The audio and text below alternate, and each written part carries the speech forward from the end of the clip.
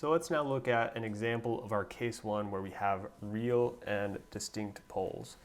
So we can see from here we do have real and distinct poles. We want to find the inverse Laplace transform of this function f of s. So we notice we have three distinct poles in this case. So three distinct poles, and the poles are at s equals 0, s equals -8, and s equals -6.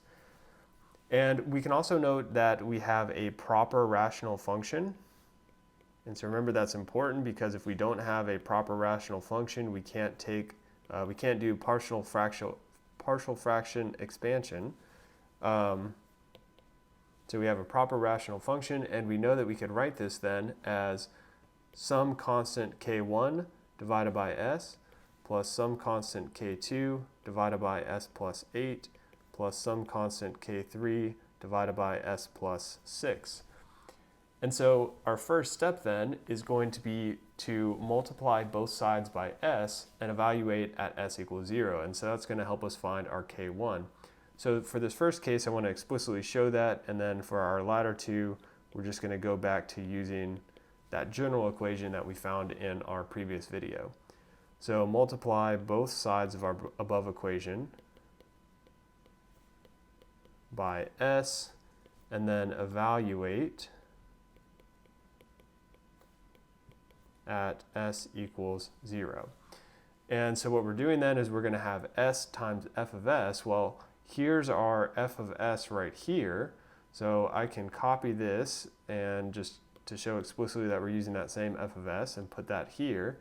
And let's do the same thing for this side. So let's actually just bring all of this down as well. So I could have just copied that whole equation. But basically what we're going to do then is we're going to multiply through by s. So let me do that in a different color. So we're going to multiply by s here and evaluate at s equals 0. And we're going to multiply through by s here, evaluate at s equals 0, s evaluated at s equals 0, s evaluated at s equals 0. And so what we see, as we would anticipate, is that our s's are going to cancel out here and here. However, in our other two terms, the s's are not able to cancel out, and so when we evaluate at s equals 0, this term is going to go to 0, and this term is going to go to 0. So what we're going to be left with then is we're evaluating at 0, remember.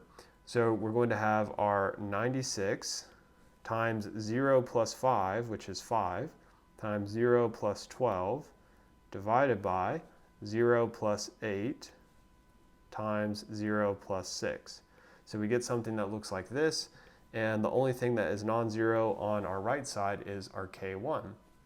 So all it is now is a matter of calculating that, and if we do that, we get that our k1 is equal to 120. So there's our first residue, k1. So now let's just go back to using that general equation from our previous video. And so in practice, you can use either of these two. You can think about multiplying through by the relevant pole information each time, or you can just use that general equation, whatever you're comfortable with.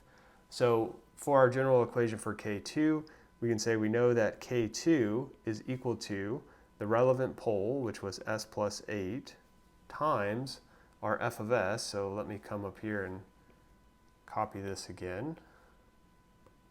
So times our f of s, and so this f of s, or rather this whole thing, this product, is going to be evaluated at s equals -8. And so what we can see again is this s plus 8 is going to cancel out with the relevant term in the denominator.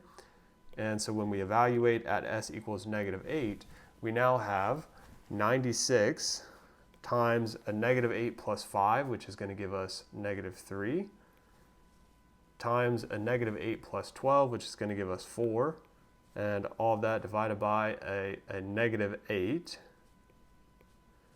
and -8 plus 6, which is -2. So we're going to have, we have three negative signs, so our final answer is going to be negative, and plugging all that in, we get -72 for our K2.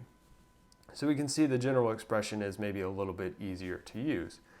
So doing the same thing for our K3, Our relevant pole now is s plus 6, and of course I know that's our relevant pole because coming back up here, that's the one that our K3 is associated with. So we're going to multiply that K3 by our f of s, and we're going to evaluate at s equals negative 6. And so again, we see that the s plus 6 is canceling out with the s plus 6 in the denominator of f of s.